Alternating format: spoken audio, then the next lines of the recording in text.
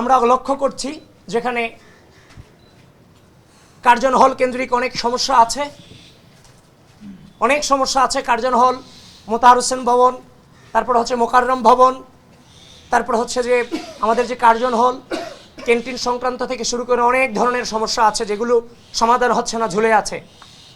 আমি শিক্ষার্থী ভাই বোনদেরকে বলতে চাই, নিজের অধিকার আদায় করতে গিয়ে যেমনভাবে পূর্বে আপনারা পিছিয়ে যান নাই, সায়েন্স ফ্যাকাল্টি এই বিশ্ববিদ্যালয়ের গুরুত্বপূর্ণ ফ্যাকাল্টি, যারা বাংলাদেশের সম্পদে প্রত্যেকটা ফ্যাকাল্টি গুরুত্বপূর্ণ, কিন্তু তাদের সকাল 8টায় ক্লাস শুরু হয়, বিকেল 5টায় ক্লাস শেষ হয়। সেখানে ল্যাবও আছে, এখানে লেজার পিরিয়ড একদম কম। সেই জায়গা থেকে এখানে কিন্তু বিজনেস সায়েন্স যে ফ্যাকাল্টি, সেই ফ্যাকাল্টিগুলোতে ক্যান্টিন থেকে শুরু করে অনেক ধরনের ঝামেলা আছে। সেই ঝামেলাগুলো বাংলাদেশ জাতীয়তাবাদী ছাত্রদল তারা তাদের জায়গা থেকে, প্যানেল থেকে প্রতিজ্ঞা করছে যত ধরনের সমস্যা আছে সেই সমস্যাগুলো আমরা ইনশাল্লাহ সমাধান করব।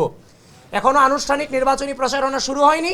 যে সমস্যাগুলো কথা আমরা বলে গেলাম, যে বিশ্ববিদ্যালয়ের নিরাপত্তা সংক্রান্ত যে সমস্যাগুলো, মিস ইনফরমেশন, ডিসইনফরমেশন যেগুলো ছড়াচ্ছে বিভিন্ন হচ্ছে যে প্রপাগান্ডা বাহিনী, এগুলোকে বিশ্ববিদ্যালয় প্রশাসন খুব দ্রুততম সময়ে এগুলোকে বন্ধ করতে হবে। আপনাদের সকলকে ধন্যবাদ। আপনারা সকলে আমাদের জন্য দোয়াতে রাখবেন, পাশে থাকবেন। আর আপনাদের মধ্য দিয়ে বিশ্ববিদ্যালয়ের আপনাদের মধ্য দিয়ে আমি শেষ কথা, বিশ্ববিদ্যালয়ের সকল ঘরানার, সকল মতের, সকল পথের প্রার্থী এবং ভোটার যারা আছেন সকলকে আমি আহ্বান করছি। হাসিনা চলে গেছে, একটি দীর্ঘ সময় এই ঢাকা বিশ্ববিদ্যালয়ে মানবতার জীবনযাপন আমরা করেছি।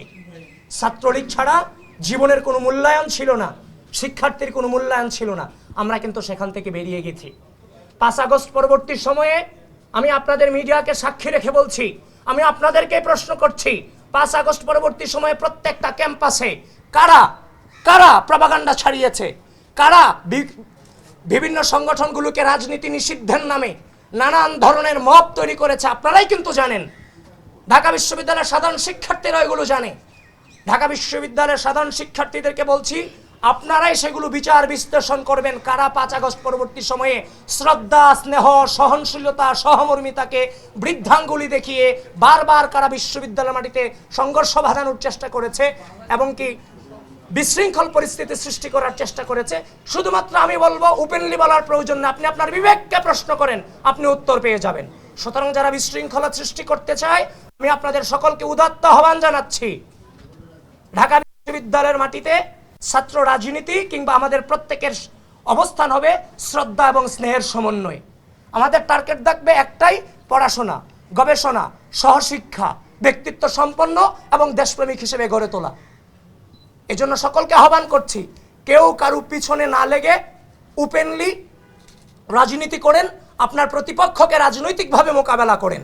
এই যে বিহাইন্ড দ্য সিনে গিয়ে নানান ধরনের ফটোকার্ড আপনারা বানাচ্ছেন, যেগুলো টোটালটাই বিকৃত মস্তিষ্কের চিন্তা ভাবনা, এগুলো থেকে বেরিয়ে আসেন। কোনো নম্র, কোনো সভ্য, কোনো সুস্থ মস্তিষ্কের মানুষ এই ধরনের অপপ্রচারে লিপ্ত হতে পারে না। এখন আপনারা আসলে মস্তিষ্কের নাকি অন্য কোনো মস্তিষ্কের, সেটা আপনারাই বিবেচনা করে নেবেন যারা এই কাজগুলো করছেন। আপনাদের সকলকে ধন্যবাদ।